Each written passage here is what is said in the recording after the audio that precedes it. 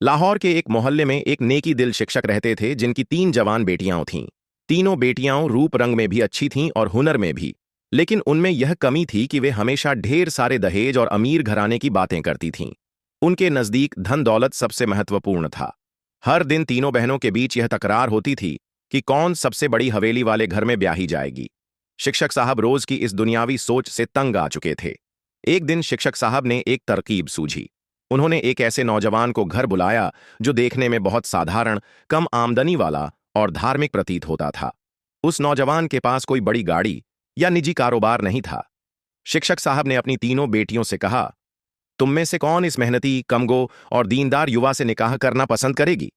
पहली बेटी ने मुंह बनाते हुए कहा, अब्बा जी, यह तो किसी साधारण मदरसे का तालिब इल्म या कम कमाई वाला लगता है। यह हमारे मापदंड के अनुसार नहीं। दूसरी बेटी बोली, मुझे तो किसी ऐसे विदेश में बसे लड़के से शादी करनी है जो मुझे हर साल दुबई और लंदन की सैर करवाए और कीमती तोहफे दे। लेकिन तीसरी बेटी ने अपने पिता के कदमों की ओर देखा और सम्मान से बोली, अब्बा जी, अगर आपको इस नौजवान का चरित्र और ईमान पसंद है और आपको लगता है कि यह एक अच्छा जीवन साथी होगा, तो मैं अल्लाह पर भरोसा करके इससे निकाह करने को तैयार हूं। अगले दिन शिक्षक साहब ने तीसरी बेटी का निकाह उसी नौजवान से करवा दिया।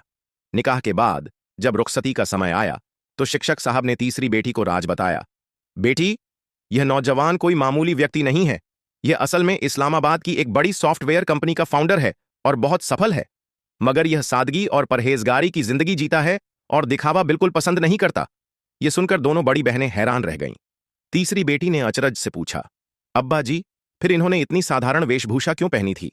शिक्षक साहब मुस्कुराकर बोले, बेटी, उन्होंने मुझसे कहा था, मैं उस लड़की से शादी करूंगा जो मेरी दौलत नहीं, बल्कि मेरी सच्चाई और सादगी को महत्व दे और जो यह विश्वास रखे कि रिज्क अल्लाह के हाथ में है, किसी की जायदाद के नहीं।